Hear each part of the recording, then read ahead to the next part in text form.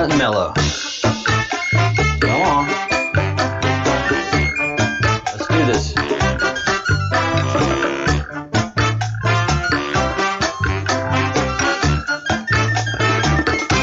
I'm not playing. Oh yeah.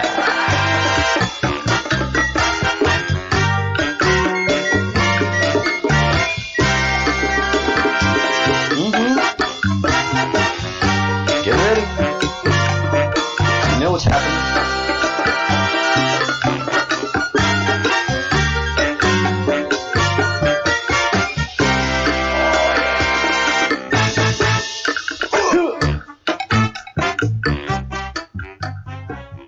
Who's mellow? Who is mellow? Now, is somebody scrambling to get on live? Oh yeah. Yep, he sure is.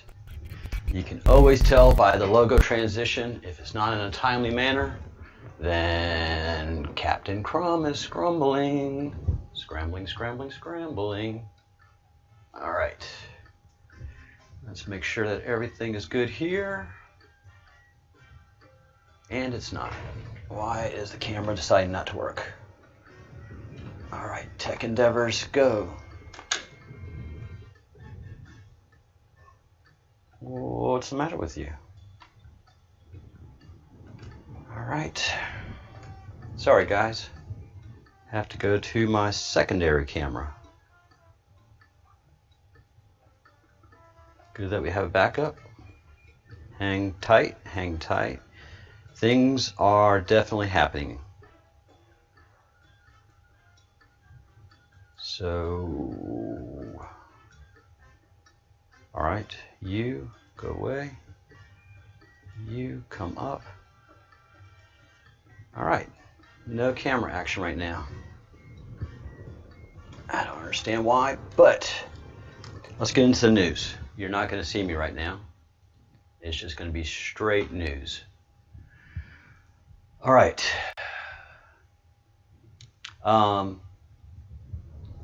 To get context of where we are and of what is happening and what we've been going through in this map,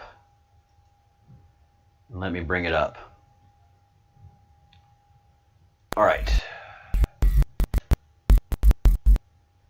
This is the map we're going through. And the few of you who are following this are following it consistently, and you know that the top part is dominated by absolute evil, and it's the worst evil in the world. It is Satanism. It is tracked back to Set, the god Set, who was a real being, and we say that he was an alien. Yeah, aliens. You know, we're not alone in this universe. Come on. So this evil has perpetrated itself through human sacrifice, through adrenochrome, through Satan worship, and is the most heinous evil that there is. And somehow, and we've had to make the connection between our modern day activity with Satanism and how it's connected to the Satanism back then.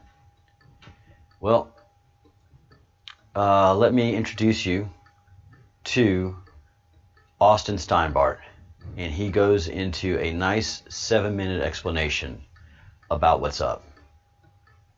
So this is going to roll. So what's the deal with this weird pyramid eye thing? Well, think about a regular pyramid. It represents society, right? With the bottom being the poor, the middle being the middle class, and the top being the royals. In our case, the top block of the pyramid isn't there, and instead it's replaced with this all-seeing eye. This is some cheeky little symbolism representing how we just have the illusion of democracy and are really secretly controlled by intelligence services. As in, no top block, just this weird spirit eye thing instead. The rays around it represent God's divine power. It's kind of like one of those halo things drawn around people's heads in old paintings, like if they're a saint or an angel or whatever. Intelligence services like to use Satanism as somewhat of a ideological operating system. The reason behind that, originally back in the day, was to force spies who were going to participate in covert operations to do horrible things that would irreparably stigmatize and isolate them from their communities if they ever uttered a peep to anyone. It would also help the intelligence services justify the oftentimes heinous acts they would require their underlings and covert operatives to perform. The idea that God allows Satan to run wild because ultimately he uses the evil that Satan perpetuates to accomplish his big picture plan. That's why spooks and robber barons love using hooky spooky satanic symbology, especially British and American spooks and robber barons. They are the hookiest spookies out there. They like to dress up in... All right. To one of my subscribers, this is going to put a lot of pieces together. You know who you are. In druid costumes and hold ceremonies in the woods and stuff. Just ask Anderson Cooper. When he was little, it was like Halloween every day at his house. But I digress.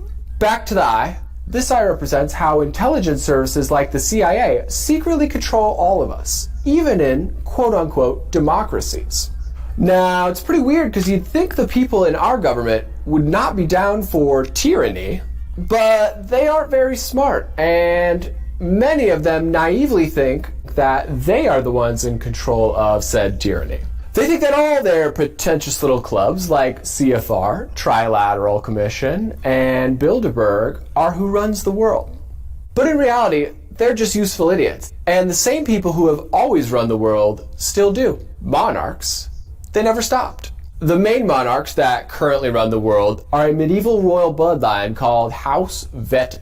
House Wettin's descendants currently control the thrones of many European nations to this very day, including, but not limited to, the UK, Belgium, and the Netherlands. The patriarch, or original gangster of House Wettin, was a hardcore little German tribal leader named Theodoric, who was born in approximately 920 AD. Theodoric's descendants have secretly controlled Europe and most of the world ever since. Crazy that they've been able to hang on to power for this long, right? But they didn't do it alone. House Wettin put themselves on the map way back in the day by hijacking the vast networks of spies and assassins installed all around the world by the Byzantine and the Roman empires. Networks they built up over the course of 1,000 years. Since then, they have waged a top-secret quest for world domination with a wartime sense of urgency, killing anyone and destroying anything that gets in the way of their absolute power. These days, that ancient clandestine network of spies and assassins is called D6, or Delta 6, and it's used as the covert paramilitary wing of the CIA and MI6. It was established in its current form during World War II when British intelligence came over and created the precursor to the CIA called OSS. The term D6 often confuses people because it actually refers to two things: the human network of spies and assassins and the highest level of classification in the US military. The one reserved for information that would damage the all-sacred relationships we have with our allies like the UK and Saudi Arabia. That classification is why the bureaucrats in Washington won't let us see the redacted parts of the JFK docs or the 9/11 papers, because those documents would prove indisputably that our allies have been conspiring against us at the highest levels. And releasing them, or making public how those royals have actually been treating us, would cause so much public outrage that it would permanently destroy those relationships with our allies. It's that bad. So for the sake of clarity, I henceforth will refer to the clandestine human network of spies and assassins as the Royal Death Racket, and I will refer to the classification level in the military as D6. So where does the three sides of the eye thing fit in? The three sides of the eye represent royal proxies, the people who actually carry out the criminal activity on the royals' behalf. Royals, like Queen Elizabeth II, don't do anything themselves. They are totally worthless human beings. So they outsource all their gangbang to their robber baron amigos, the Soroses, the Rothschilds, and the Saudis. Billionaires with virtually unlimited resources who operate in every country and who can move vast sums of money, drugs, arms, and sex slaves all across the world without being caught. Did you guys know that almost all the British and American covert operations are actually directly funded by gangbanging? Meaning that whenever the US government, for example, wants to assassinate someone or arm terrorists, they don't just appropriate the funds because that would leave a paper trail. So they get the money from drug cartels and human traffickers. It's why our federal government allows vicious gangs to run wild in our streets. And why our country is currently overrun with opioids. Ever thought about how weird it is that our government has satellites that can read the text on your phone from space, but they can't see some drug smugglers walking through the wide open desert? Or ever thought about how weird it is that the Crips and the Bloods can hold press conferences in LA? Now, I realize that's quite a claim, but I guarantee you that it's true. And I'll be unpacking that step by step over the next few months on this YouTube channel. So please. All right. So check it out. That is what's going on. Austin came out with this very early in the game, and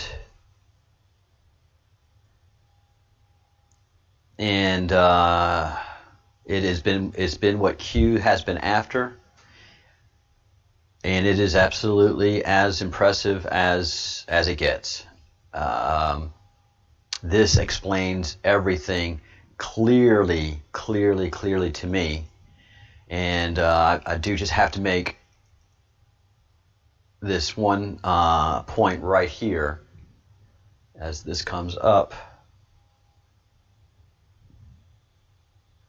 So I came into this color map through this point right here, and I'll show you on the map in a second.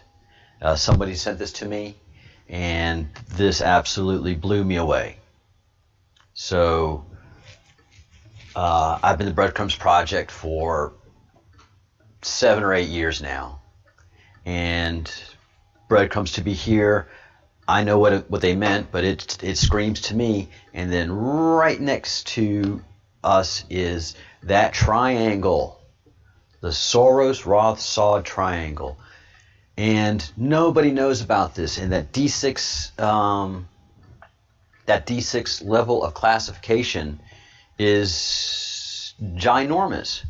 So for all that I study, I give Austin Steinbart a lot of credibility. Now, as far as who he says he is and what he says he is, he could call himself a head of lettuce, but he wants you to call him cabbage. He's an American citizen. He's got that free right of free speech. It doesn't impact me. If he says he's Q, fine, he's Q. If he believes he's Q, great. Does he have great information? Heck yeah. So what he calls himself is unimportant to me. There's Q drops, there's stuff that he is talking about that is heavy detail that fleshes out a lot of what I'm studying in these maps. And so he has just made the link of CIA, Pentagon, World War II, and the Jesuits, and the Vatican. So this is about as big as it gets. Here is what he's talking about, Pindar, which is supported by the Council of 13, which is supported by the Council of 300, think tanks around the world. One of that he mentioned is CFR, Council on Foreign Relations, and just a lot of things that go on. Now, the Pindar, the Saudis, the Soros, and the Rothschilds, QMAP has them in green. Green means alien, alien tech, alien people. So there is something to be studied there. That's not where we're at right now. But this gives us the connectivity as to where we are right now. And that is post-Pizzagate, Donald Trump, a lot of booms coming, a lot of booms. Here we are, the breadcrumbs, and here is that triangle. And this is all the end game. This map reads from top down. So where we're at in yellow is the bottom of what is happening. All right. So the color map, again, is our past. Q drops, Q map is our current. And then and then the Great Awakening, the black and white one, this one, is our future. So that is understanding this. I'm very focused on Austin right now because he's in jail, and the charges are, at this point after studying everything I've studied, ridiculous. So we're going to be spending my breaking news segments, breaking news on Austin every single day, but Saturdays, unless we have to, unless something comes up and it's all right, let's do it. Let's do it. We're at war. We are clearly at war. They're prisoners of war, and that is what Austin is right now, is clearly a prisoner of war. But we'll go into that in 5.5 hours from now. So going back to what we are studying, friend of the channel and brilliant researcher Graham has given me a lot of background on the Knights Templar. And the Knights Templar, what we've been taught in history, is just not who these guys are. You know, some of the nobility stuff, great. That's fantastic. But they were the first bankers in the Western world. They were also one of the largest mercantile fleets. So they had fleets of ships that would trade money, bring pilgrims to destinations, and ship goods around the Western Hemisphere. And so they built up an incredible empire. And then because they were charging fees for all the things that they were doing, you know, for the shipping, all that, a vast amount of wealth suddenly made itself available to these groups. And the people that were running all of this, share this video and subscribe, and I'll see you guys tomorrow.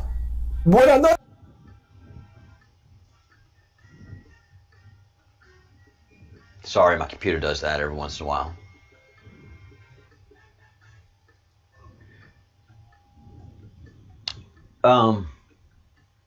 Back to the Templars. They became a ginormous conglomerate, and the people that were running it took a vow of poverty. So everything that they were doing, they weren't pulling any wealth out of it. They were just reinvesting it. And so what we know of the way Baphomet and the Satan worshippers, the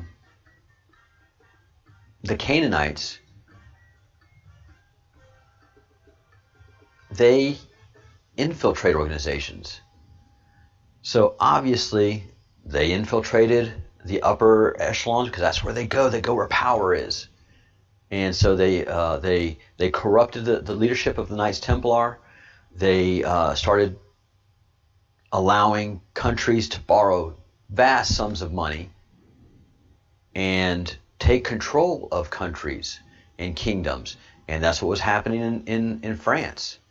France was, and this is from the great research that Graham gave me,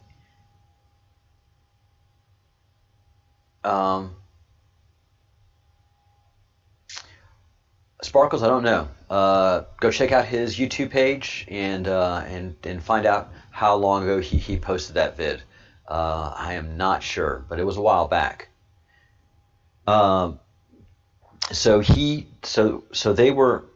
Why are you doing that, computer? You're gonna hear a sound. Sorry, guys. So the King of France got so in debt with the Templars that he saw no hope of paying them back, and he was also understanding the Satan worshiping that was going on by the upper echelons, and so he coordinated a European-wide move to disband and to arrest the Knights Templar. Many of them escaped, especially the lower level knights, and the entire fleet and its treasury disappeared and went to different countries and reestablished themselves, because these were just a bunch of men and ships and fleets with connections around the world, established communities. So although the King of France was able to disband the Templars, they reconstituted themselves throughout Europe, and at that time throughout Europe. In Great Britain, they made it to Scotland and in London, and they were already established in London. The Knights Templar were already established in London with their banking empire. So the Bank of England, the Royal Bank of England, is a Templar business, established with Templar funds, and they created the Masonic Order. They didn't create the Masonic Order. I'm sorry. They infiltrated the Masonic Order and took it over as the new Knights Templar. Yeah, the history of this is fascinating, scary, and nightmarish. So one of the things that they did was establish Switzerland. That's why you see the Knights Templar cross in the flag of Switzerland. Switzerland is not at this point in time, a very Christian country at all. Never, and to memory, it never really has been a very Christian country. So why it would use the emblem of the white Knights Templar in the blood red background, it just tells you a lot of what if you think of the Templars and how they established themselves. And so that white cross of purity is dominating the blood of that country. And Switzerland, renowned for its banking empire. Where did that come from? Where did a small little resourceless country like Switzerland establish a dominant world banking empire that was built on secrecy? Aha! Aha! So Switzerland has the fingerprints of Knights Templar all over it. Sisters of Isis are said to be the ones that helped establish Switzerland, and it may very well be that Switzerland, there's one history of how that word came from, but it may also be a derivative of sisters or of Isis. At this point, You know, it's kind of hard to tell, but it is clear what is happening here. On top of that, the Knights of Switzerland, of the Sisters of Isis, the Knights of Templar past, are protecting the Pope. How does this even make sense? That Swiss people are taking an oath to protect and to defend the Pope in the Vatican, the Swiss Guard. Well, if you look at it through the Templars, the Jesuits, the Knights of Malta, and the corruption of the Pope, it makes perfect sense, doesn't it?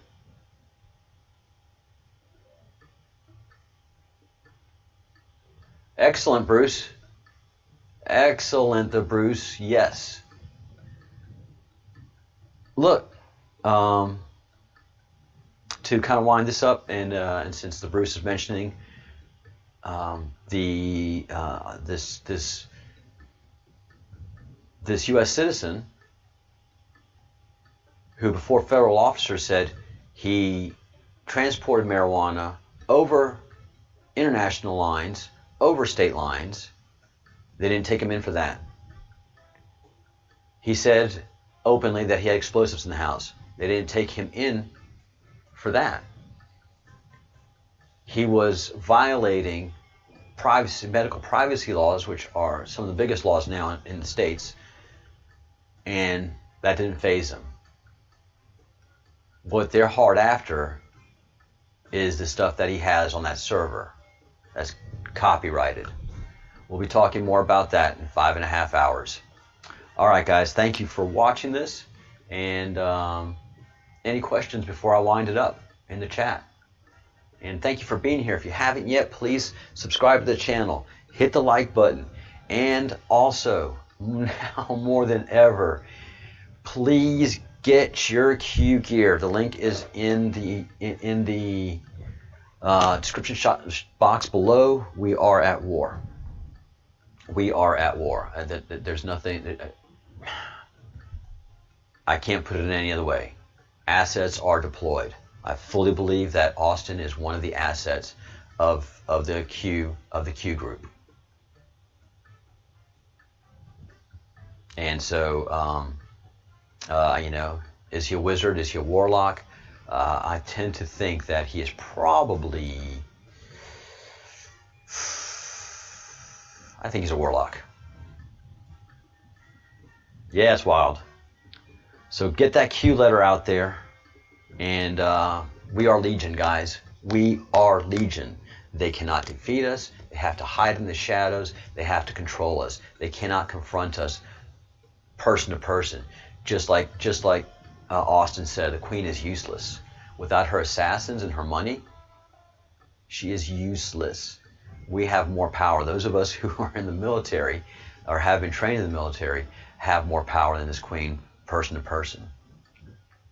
So laws are what the United States of America is built on, and these freaks, these degenerates have been playing within our laws, and they are using laws against a U.S. citizen inappropriately, and we're fighting that. The Breadcrumbs Project is going to actively engage in this fight to make sure that the constitutional rights that my ancestors fought and died over are not trampled on just because some people don't like him. Okay? And it's final thoughts on this. There's a bunch of people that hate Austin out there. There's a bunch of people that hate Austin out there, and so they turn a blind eye to his civil rights being trampled on. These are Q people who say they're all about the Q and they're down for constitutional rights, but just because they don't happen to like this guy, so what if he's in jail? He had a Wizinator. But all of his other civil rights were I can't find a copy of the warrant. His team cannot produce a copy of the warrant. That's a big no-no, and we saw that in the Mali, the Millennial Mali situation.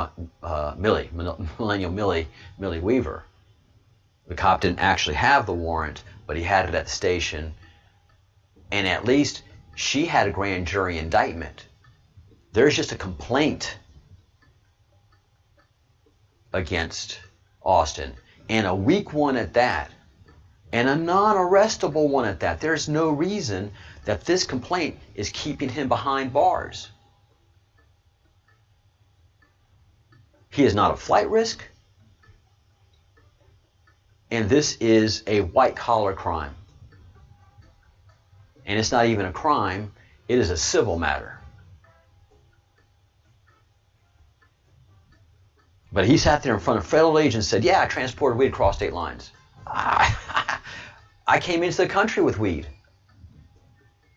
Man, if I said that to a federal officer, if I said that to a cop, let's go talk. Because you are admitting to a crime in front of a sworn deputized officer of the law. And they're saying, look, would you please take down these videos that are violating patient privacy, that are a clear violation of federal and state medical privacy laws? No, I'm going to keep it up. Let's go talk about this. No, none of that happened. None of the normal things that happen when you're dealing with the feds or the popo went down with Austin. And it's tied up as, what is the charge? Extortion. Extortion over a copyrighted file.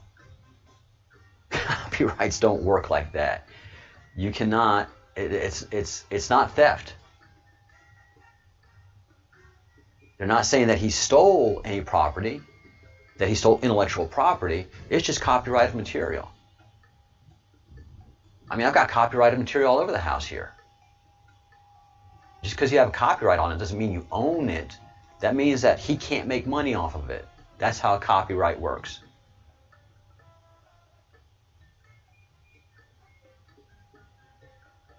So this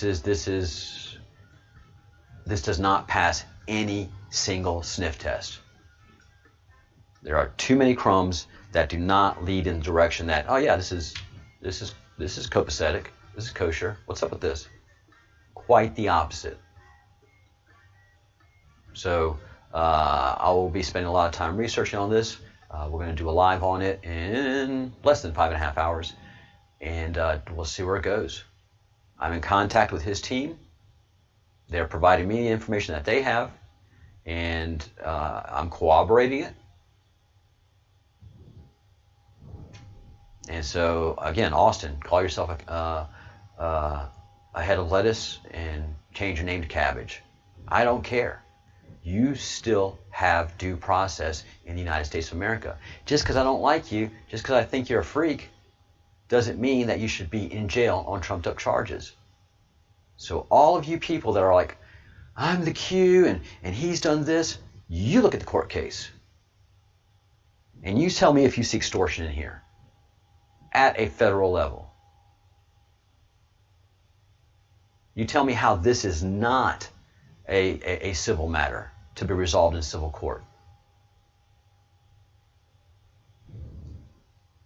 Austin is just asking for his property back, which is that file, and he's not asking for any money. And regardless if he violated terms of service, nothing is arrestable. Nothing is a federal rises to the level of a federal crime. All right.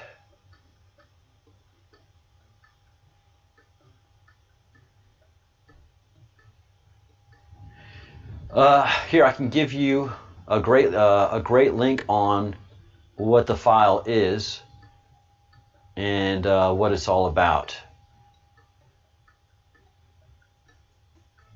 There's a great thread. Where is it? This is all my research, guys. All right, here it is. So this is a great thread from the Twitterverse by Paul and Josie, non-spamming. I am going to copy it and I am going to put it in the live stream and down this description box below. Hang tight, hang tight, hang tight. All right, it's going to be right below the merch link. And it has to do with the company DATTO.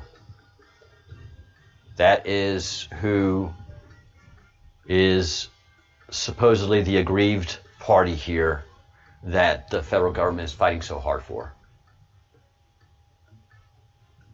So there it is. It is up, and you should be able to see it. Let me just double check.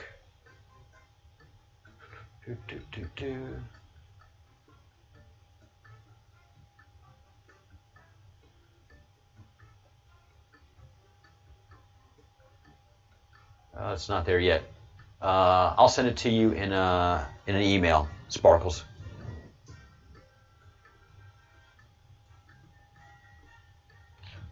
All right, winding it up, guys. I think I've answered everybody's questions. Let's get out of here. Some of us got work to do. Pay them bills.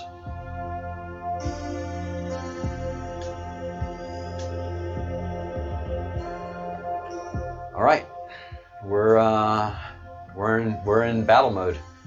We are engaged. This is the 17th Anonymous Battalion, and we're not a bunch of kids playing tic-tac-toe. We've been called. I've been in the rears, getting ready to go to the front, and I've been called to the front. And the Breadcrumbs project has been called to the front. And so those Fellowship of the Crumb that want to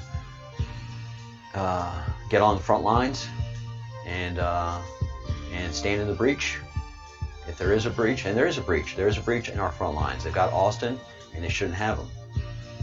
So there is a breach in the front lines, and the Breadcrumbs project has been called up, and we are filling that hole in the breach. That's right. Think good thoughts, do good deeds, say good words, and pray. We are in the battle. All right, guys.